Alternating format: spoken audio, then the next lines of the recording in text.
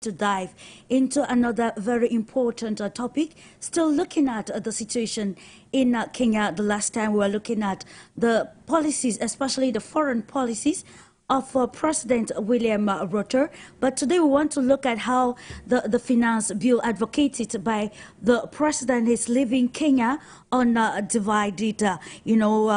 Today's topic will elucidate on President William Ruto's finance bill and its decisive impact on Kenya. The recent events surrounding the proposed tax hike have sparked unrest and calls for the president's resignation, marking a significant turning point in Kenya's political landscape. From internet data to diapers, the finance bill aimed to raise taxes on a range of daily items and services, which cause, widespread dissatisfaction among Kenyans already struggling with a high cost of living, according to the report.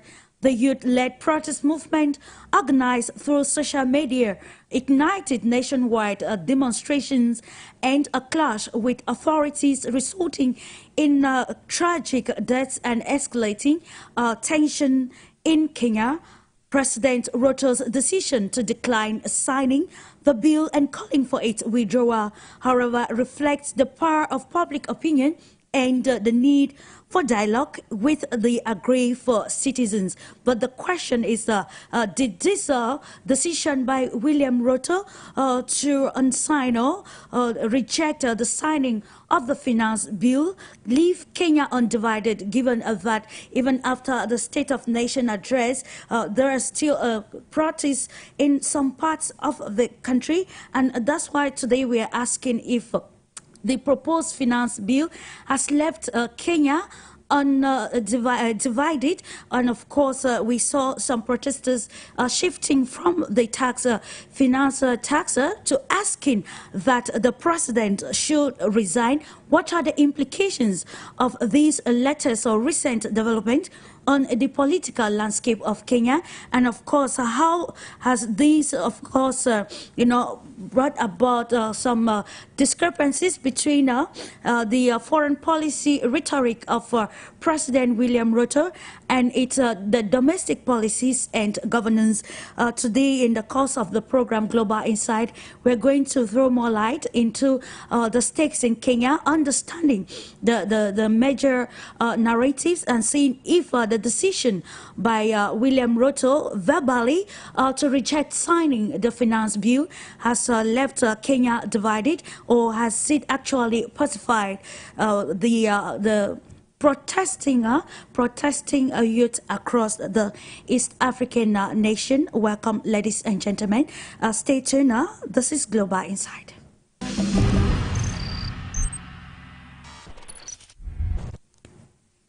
Welcome back. We're going to unveil the panel at the moment. Of course, let's go first of all to Kenya, and of course acknowledging Professor MACHARIA MUNENE, who is Professor of History and International Relations, Kenya. Hello to you, Professor. We appreciate you for gracing our platform this day. My pleasure to be with you. It's always a pleasure to having a constructive discussion pertaining events surrounding the African continent, and the East African nation of Kenya is on the table for discussion. All together, let's move to Algeria, being also joined by Professor LAEED ZAGHLAMI, Algiers University, Faculty of Information and Communication. Hello to you, sir, and welcome this day.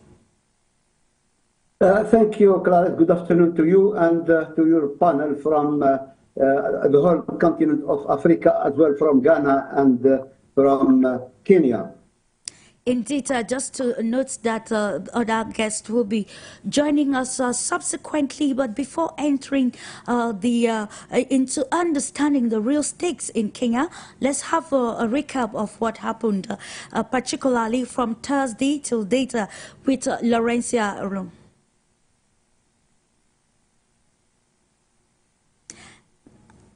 Akia, just to let us know that FIDEL OWUSU from Ghana, international relations expert and security analyst, has just joined the conversation at this moment. Welcome to you, FIDEL.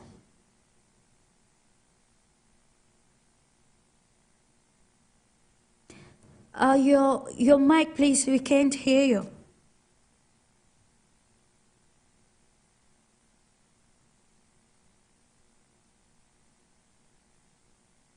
We have Professor David MONDA, international relations expert, public policy analyst, a Kenyan, joining us this day. Hello to you, Professor. Welcome. Hello, thank you for having me. It's always a pleasure, and I'm looking forward to having a fruitful discussion with you all. And of course, representing the youth in Kenya, we have FELIX ORWAKA, co-chair Kenya Coalition on Youth, Peace and Security. Hello to you. Welcome to Global Insiders Day. Hello, thank you so much. I appreciate you all for accepting and honoring our invitation this day. Before we go into the analysis, let's invite Laurencia Lum with this report.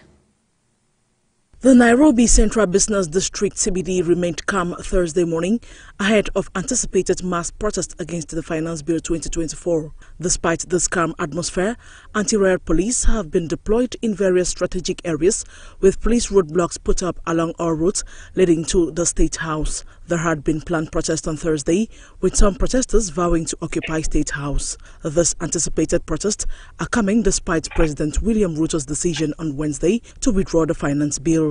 According to the Kenya Medical Association, at least 23 people were killed nationwide and 30 were being treated for bullet wounds from deadly clashes on Tuesday that also saw Parliament being stormed briefly.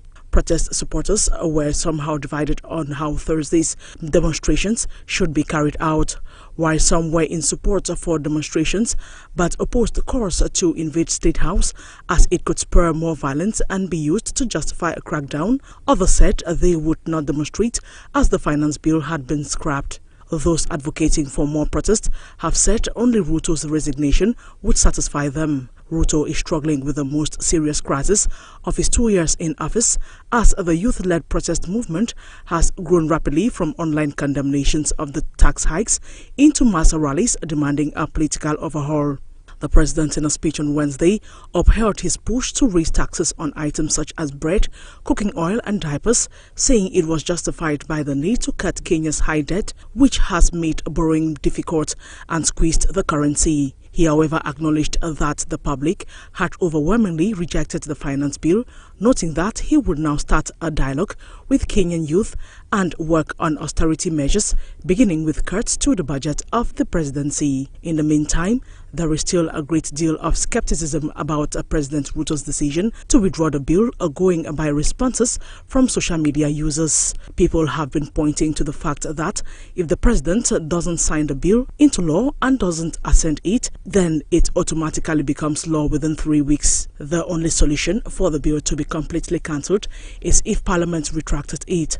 But Parliament has gone into recess until late July, when the 21-day limit would have passed. Social media users are saying they think this is just a distraction and the bill will still be automatically passed by that constitutional parliamentary process. Thank you so much, Laurencia Lum. And of course, the last statement brings us to the controversy still lingering across Kenya, given that though the president has verbally said that he will not sign to law the bill, the parliament has to take a decision. And this is where the problematic lies. We're going to start off the conversation with you, Professor MACHARIA. Let's analyze the state of affairs in Kenya today, pertaining the discrepancies stemming from the president's verbal withdrawal of the finance bill and the role of the parliament in putting an end to this. Thank you. The situation is very volatile at present, but the president eventually heeded some calls that the first thing he should do was to commit not to assent to the bill and to return it to the parliament with his memoranda. He promised to do that. I think he has done that. And since the Speaker of the House asserted or claimed that he had received that document, and then he said he was committing it to the relevant committee to do what is normal. So that part of it is in the process. Whether there are hiccups along the way is another matter that needs to be looked into. The movement, because it started as a movement, has had its own dynamic forces. And when you have social political movements, the participants are not homogeneous. Sometimes they have some differences. And you can see within the movements, there are debates as to which way to go. Since initially the demand was reject, and it appears they succeeded in getting the president to say it will not go, it will be rejected. But then that was not the end for some people. Some people wanted to go a little bit further and say, now we need reform in the government, if not an overhaul of the government. So these are dynamics of its own. And it looks as if when it started, it was clear movement, but then some infiltration may have come in from some other people with a different agenda. So exactly the agenda cannot be said to be one, because the participants are many and they have a dynamism of their own. So we are seeing some of that. But the president is in a corner and he is trying his best, the best way he knows how. He is head of civil service, has issued some circular asking different stakeholders to nominate participants to a dialogue that will be held much later, and all those kind of things. So there is an attempt to diffuse the movements, but it's too early to say whether it will succeed or not. Indeed, it's too early to make a categorical conclusion pertaining the development in Kenya. Over to the United States, we're going to meet Professor MONDA. In line with what Professor MACHARIA just highlighted pertaining the development in Kenya that came as a result of the controversial finance bill. Professor MONDA, can we say today that President William Ruto actually, broke the social contract between Kenyans and himself? Have we already arrived at that point? I think we're long past that point. And it's a very difficult position that the president finds himself. Just to go back a little bit to what Professor MACHARIA was saying, there's been a big debate currently in Kenya about the legality of the verbal statement of the president to withdraw the bill. There's some legal thinking that really says that Parliament passed a version of a bill. So even if the president rejects it, that has to be amended and then voted on, and the legal process then should continue from there in terms of the lawmaking process from Parliament. But to your earlier question, I think this is a huge problem, because I think the trust, that social contract, that unwritten social contract between those that govern and those that are governed has long been broken. And I think this is really manifest in the explosion of this sentiment from the youth. And I think these sentiments are really held more broadly by the public. I must also add that the challenge with the Ruto administration is twofold. On one hand, the United States and Western powers, the International Monetary Fund, they're really pushing this government to raise revenues in order to allow the government to borrow more.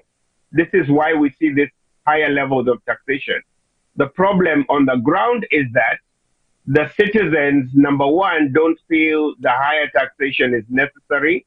Number two, that these higher taxes are actually benefiting them. And number three, to a level the country is torturing, demonstrators and even killing, in many cases, citizens in using live bullets. So that social contract is not only long been broken by the administration, it will take a lot of time to renegotiate. But I think it also then exemplifies the distrust that the citizens have, not only for the sitting government, but also for the uselessness, the ineffectiveness of the opposition that are also very deeply engaged in this grand corruption. A role to play to see that the country is healthy politically.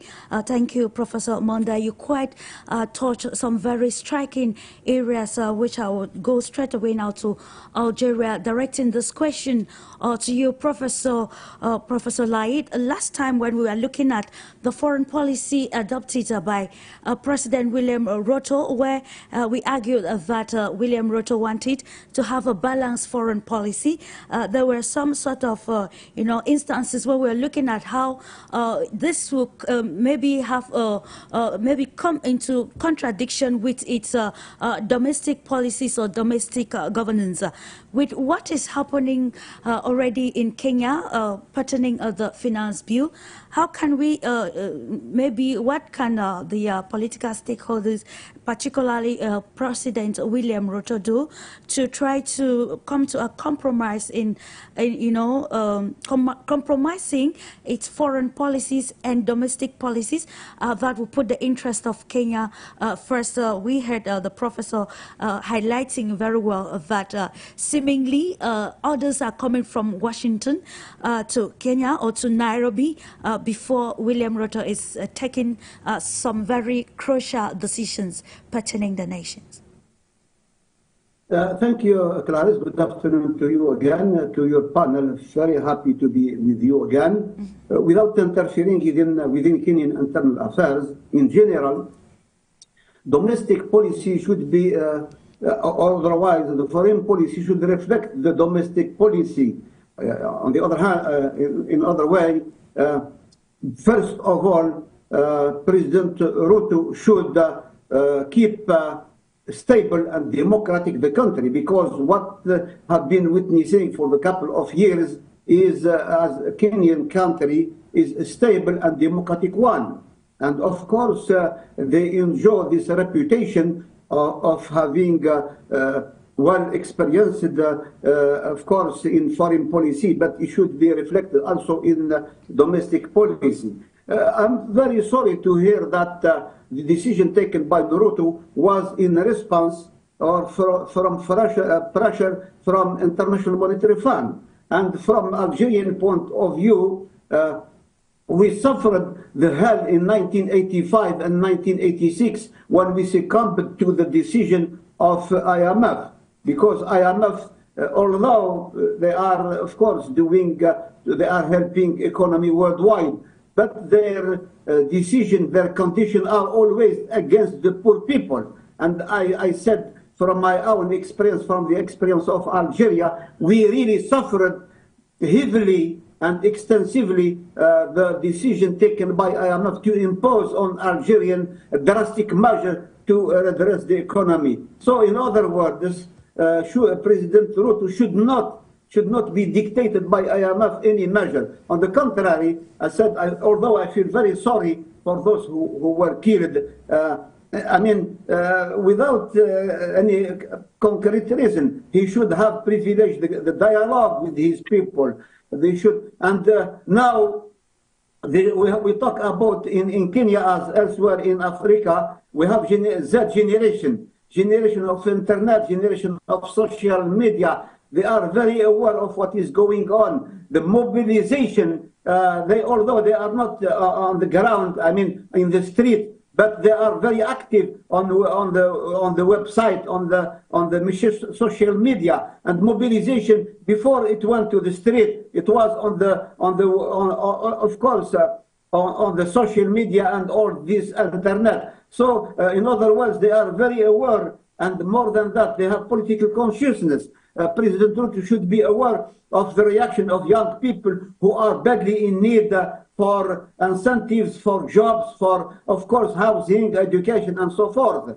And to impose high taxes on their way of living, it's like you have to cope, to keep or to cut off all their hopes and dreams for the future. So what the president should now have to do now, first of all, he has to consider this bill. Of course, he revoked it, and he should withdraw it and think of other possibility, other measure, social measures that could be compromised between needs of the society, social and economic of the society, and of course accuracy and efficiency of the economy. But we should always put in the first place the needs of the society before any other pressure coming, whether even from International Monetary Fund or other financial institution. I would have liked that President Ruto should resume very good relation with the African Bank. They are for development. They are doing a great job with their new president. So we should always consider the African solution before looking outside the continent. It's about looking at ways that Africa can solve its problems without posing more problems, of course, internal problems. Let's get the viewpoint of a young Kenyan. It should be noted that the recent protests in Kenya have shown to what level the youths in Kenya are actually involved in the political life of their country, the high level of civility also in Kenya. So to you, Felix ORWAKA, you as the co-chair of Kenya Coalition on Youth and Peace and Security, what is your own perspective pertaining the latest development? Do you think the president actually hit to the demands of Kenyans by verbally rejecting to put into law the finance bill? Yes, thank you so much for the question. First and foremost, I think I would love to start by saying that before even speaking on whatever has happened by the rejection of the finance bill by the president, we had a lot of issues as young people that we wanted the president to address to us. One is that there's a lot of historical promises or political nature that has been happening in our country, and not only country, but I'll say in quite a number of parts of Africa. The political leaders have been promising young people great things that are going to give them and deliver to them when they're not in power. But once they get into power, they forget the power of the young people who brought them there. And the reason why you have seen a lot of young people getting out to the street, leave alone even to the street, the online mobilization is due to the dissatisfaction of young people when it comes to the political engagement of the young people. One, the finance bill was going to kill the generation, according to us, young people, being that we are a country that has the highest number of unemployed, according to us. And you find that when taxation comes to the areas that young people think that they can grow into, then it becomes hard for us to see the future. Because if you look at, let me just give you an example. It's so much painful and shameful to see over hundreds of thousands of young people mobilizing themselves in the internet, then making it actual by coming to the ground. This shows that majority of the young people who are in the ground are unemployed. They don't have even their source of income. So for me, I think that the rejection of finance bill indicates clearly that our country never did a clear public participation. When you have a clear public participation of young people, then that enables us as young people to speak our mind, to speak our art. So the young people feel so much betrayed by the political leaders whom they expected to stand with them. So when you check the whole move of young people saying that they're going to the parliament as a way to show that they are not satisfied by the finance bill, was the betrayal that they saw from the political leaders, let me say, the legislators in the parliament. So they expected the legislators to walk with them the journey, to feel their pain, to feel their dissatisfaction. But that one never happened. So I don't think if still again, the rejection of finance bill is the final move for us as young people. In this building, we believe that when we don't focus on young people, then there's those who will focus on these young people. Whatever I'm speaking about is the issue of radicalization. The next move of our nation depends on how best the energy of young people currently is going to be harvested. I'm speaking as a young person who is outside looking for opportunity, looking to be heard, looking for the best way that the government can just listen to the simple statements that young people want, until that our country, we were given the most beautiful manifestation. So one of the things which women are crying outside is an increase in taxation in pads. Remember that during their manifestation, they say that women will get free pads. So for us, we are trying to counter-check what we were promised and what is being delivered. They're trying to tell us that they're focusing on local production, local manufacturing. We have reality and we have fiction. As the state of our country, I think our president is not serving our interests. He's serving the interests of the global world. The IMF demand to the nation. They're not serving us, because if the president can listen to us, sometimes when he focuses in local production or manufacturing, he's supposed to know that what is our nature of consumption. If he says that he wants to focus on local production, do we have enough factories to help us to do that one? Or is just trying to tell us so that we can be happy that they're going to do local manufacturing of products? So I think, still again, we need an explanation from the government. And I'm so much in shame that our president stated that only 6 young people died. And I'm telling you the truth that we have over 200 young people who died in our country. And those who are local can tell you, there's a place known as Githurai 45. One night, 112 lives were lost. Calling young people criminal in a national television was one of the things that provoked young people. How can you call young people that who went out to tell you? Before even they went to the street, they started telling you in the online platform, listen to us, reject the finance bill. But to them that whatever they have done is a treason. You're telling them that they are not citizens, but they're criminal. So I think still again, we need a lot to be answered to us as young people so that we can work with our country, because we love our country. Absolutely. That's why we are out there to support it and also talk about the issues.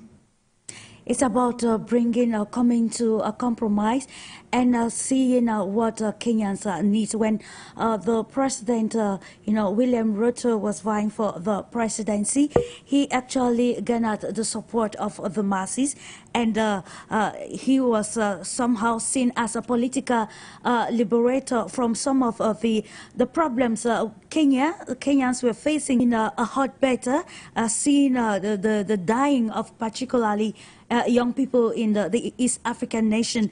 This brings us to the question of understanding, political intelligence that will preserve the peace and sovereignty of a nation. With you, Fidel, last time you were trying to analyze what William Ruto is doing with what Kwame Nkrumah did some years ago, all in the quest to defend the country's sovereignty and to see how we can revamp economies. So the question is, the finance bill was signed or maybe brought to the fore by President William Ruto, citing some of the benefits it will bring to the country. But now we see that the bill was affecting directly the population that we can consider to be vulnerable. In your own perspective, what do you think should have been the best, policies or ways for which William Ruto could adopt to be able to raise the revenue without having a direct and negative impact on the susceptible population in Kenya? Thank you very much for this opportunity once again. Firstly, I would like to say that African leaders must become youth sensitive in the implementation of policies that they would like to push in good faith. Now, no leader would like to be unpopular. That is something that we should take. No leader would like to be unpopular. I mean, ordinarily, no leader would like to be unpopular. So whenever a leader is taking a decision, mostly they think that it is in the best interest of the country.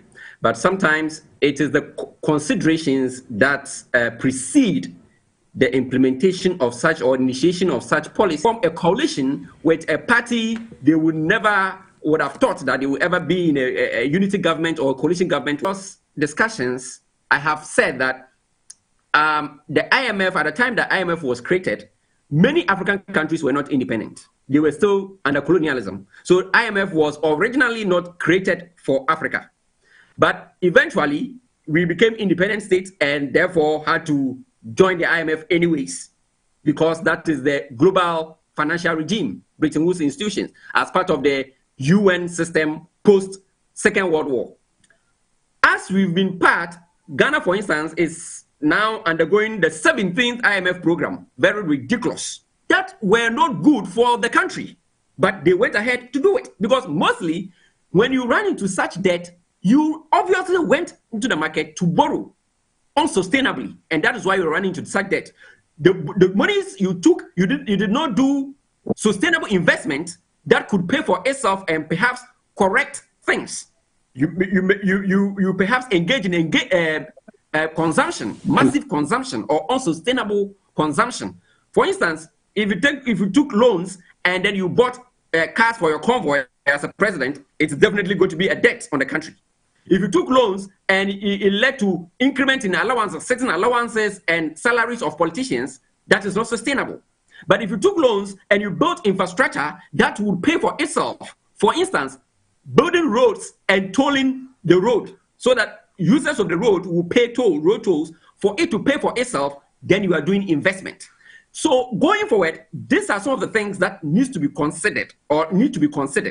Because mostly we blame outside invisible hands in most of our problems as Africans. And it's about time we get more responsible. We took more responsible decisions domestically in order to avoid the budget overruns, the budget deficit that we run, so that these monies do not go into investing into the youth. It goes into, unnecessary expenditure. And that has been the story across the continent. However, now we have the problem. How do you resolve it? When before you come with a bill, there is a need to involve all stakeholders thoroughly, not artificially. It should be thorough. You engage the youth. There are youth leaders from all angles, from CSOs, from education schools, from different sectors of the Kenyan society. You bring them all around and you take them seriously. You never have to feel that, well, I'm the president, and I think that this is good. So since it is good, that is what it must be. No, it doesn't work like that. I remember in the 80s in Ghana, we had a military regime, the Provisional National Defense Council, led by former President Rawlings. What he did was, before